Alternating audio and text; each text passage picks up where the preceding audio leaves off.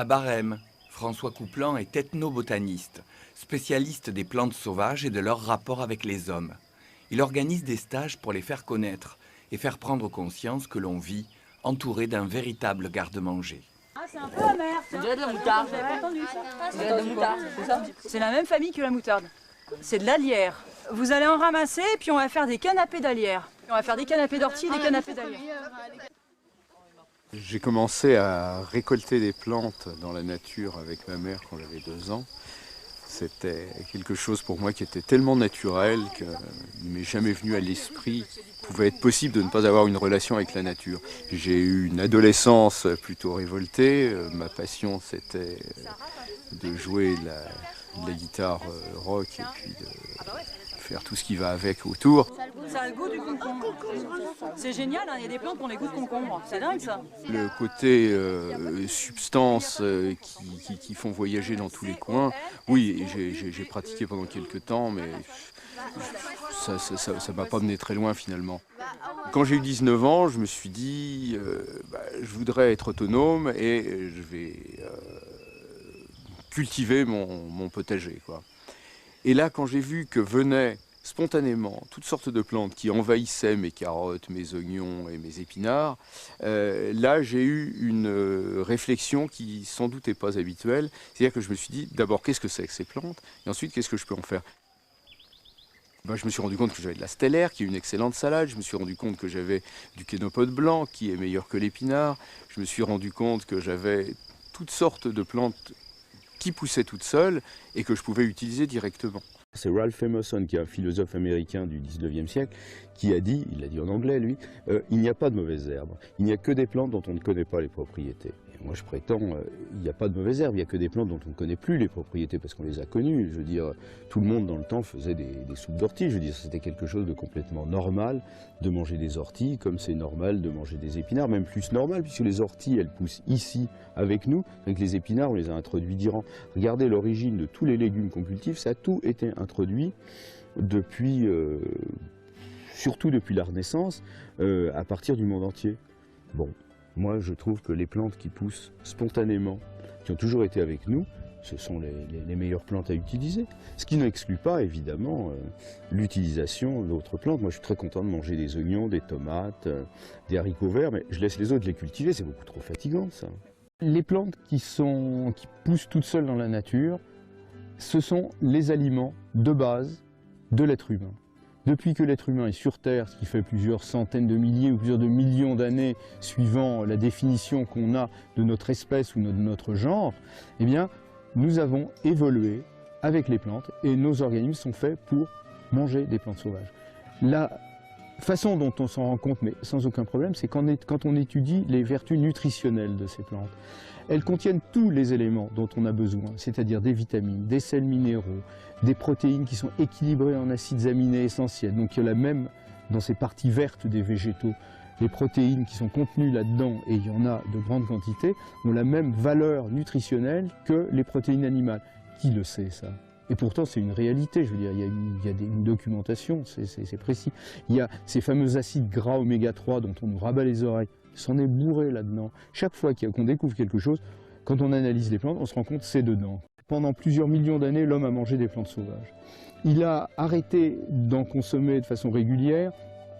Depuis 10 000 ans, l'agriculture, ça a déjà modifié les choses puisqu'on s'est mis à produire une partie de notre alimentation. Et puis surtout, au Moyen-Âge, on a voulu un clivage systématique entre la partie supérieure et la partie inférieure de la société.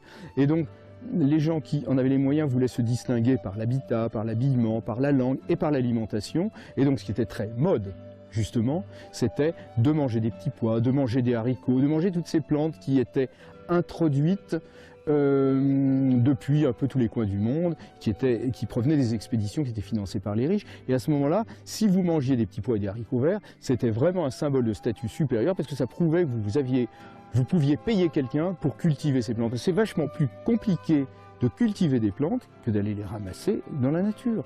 Donc, si on ramassait des plantes sauvages, c'est qu'on était un pauvre. Maintenant, ça va. Je pense qu'on s'est suffisamment dégager du féodalisme et de la société de la cour du XVIIIe siècle pour penser de façon un petit peu véritablement moderne. Montrons-nous intelligents, utilisons ce qui est bon pour nous, ce qui nous est offert, ce qui est agréable au goût, ce qui nous fait du bien. Donc moi je ne crois pas que ça ce soit une mode, je crois non au contraire que l'équilibre entre le sauvage et le civilisé c'est le futur. Moi je me considère comme post-moderne. François fait vivre à ses hôtes une expérience inédite. Durant leur séjour, les vacanciers vont apprendre à se nourrir uniquement de leur cueillette sauvage. Et pour cela, nul besoin d'aller très loin. Ça c'est un garde-manger, d'accord ? Si jamais un jour vous vous trouvez en situation de survie, c'est-à-dire que vous avez vraiment besoin de vous nourrir intégralement, qu'est-ce qu'il vous faut ? De l'amidon. Si jamais vous avez besoin de trouver de l'énergie, eh ben, c'est l'amidon qu'il faut trouver. Et ça, l'amidon, c'est moins évident. Vous allez trouver ça, par exemple, dans des fruits, ou dans des graines, dans des glands. Alors ensuite, on va trouver de l'amidon dans les racines, par exemple, les racines de réponse. Très bien, tout ça. Mais ici, il n'y en a pas de réponse. Par contre, ce qu'on va trouver un petit peu partout, c'est ça, les massettes. Allez, je vais vous montrer un petit peu ces massettes. Dans les goûter, hein.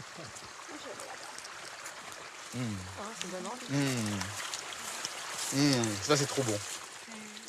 Si vous avez faim, c'est ça qu'il faut. J'ai dit que c'était dégueulasse. Ça c'est un pur délice. Tiens, vous allez me dire ce que ça vous rappelle. Tiens, goûte, croque. Qu'est-ce que ça vous évoque? Non, c'est le cœur de palmier. Ah, j'adore. On comprend mieux. Non, ça n'a rien à voir. Tiens, passe-moi passe-moi ta bassette, là. J'en suis recru, c'est pas dégueulasse. Vous pouvez manger donc le rhizome plein d'amidon, les petites pousses qui sont vraiment trop délicieuses, le cœur à la base des feuilles, et puis les inflorescences femelles comme du maïs frais. C'est pas mal. Pas mal. Et regardez tout ce qu'il y a, quoi. Quand vous voyez ça, vous êtes sauvés, là. Pour ce botaniste de 62 ans, c'est une évidence. Il est temps de redécouvrir les plantes et de mettre à profit leurs vertus dans notre vie quotidienne.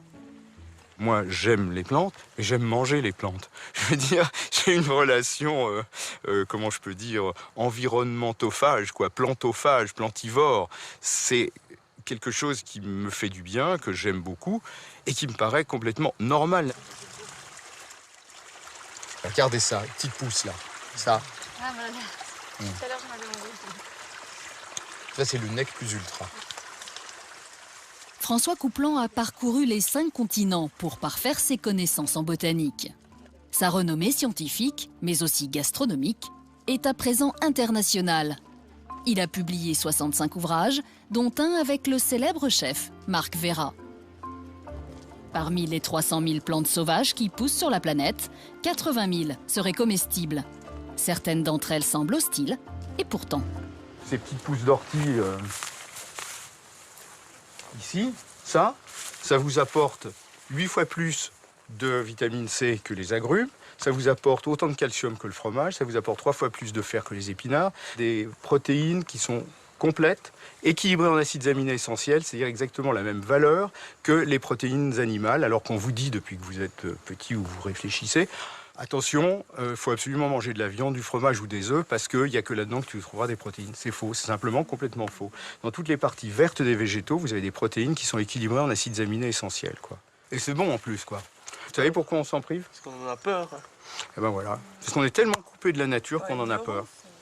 Au Moyen-Âge, quand on mangeait des plantes sauvages, c'était un symbole de statut inférieur, c'était qu'on était pauvre. Voilà. Quand on va chez Marc Vera, qu'on paye, enfin maintenant il a fermé, mais quand on payait 300 € pour aller manger des plantes sauvages, là, on se prenait quelque chose dans la figure qui était complètement à l'inverse de ce que le cours de l'histoire nous avait mis dans le crâne, quoi. Voilà. Donc ça, c'est ce que j'aime. Ça, c'est ce que j'aime. Et depuis mon travail avec lui, puisque je lui ai appris les plantes, lui les a fait découvrir aussi d'une autre façon, effectivement. Hein. Confort, grand luxe, d'accord, mais aussi, surtout et avant tout, recherche de saveur, recherche d'étonnement, d'émerveillement devant tout ce que la nature nous offre. C'est ça qui est essentiel pour moi. En fait, c'est François Couplan qui m'a appris toutes ces bonnes choses sur les plantes sauvages comestibles. et qui me permet maintenant de vous transmettre à vous tous et de vous faire partager ce savoir-faire, ces recettes, ces cuisines. J'ai démarré une école en septembre 2008. Et ça bouge beaucoup, quoi. Il y a une vingtaine de personnes. C'est vraiment intéressant parce que ça fait boule de neige. Là, tout à l'heure, j'avais un de mes élèves qui m'a envoyé un mail en me disant on est allé travailler avec un agriculteur qui a envahi d'amarante dans son jardin, donc une mauvaise herbe absolument terrible. Et plutôt que de les arracher, il s'est dit je vais essayer de les valoriser. Donc ils y sont allés à plusieurs et ils sont en train de voir ce que ça peut donner, ce qu'on peut faire, quoi. La survie de l'humanité, elle est à ce prix, si on veut parler de prix, à savoir de trouver une véritable relation avec la nature et la nature sauvage, c'est-à-dire la nature qui n'est pas modifiée par l'homme. Et ça, c'est un sacré challenge. C'est extrêmement bon. Ouh là là là là.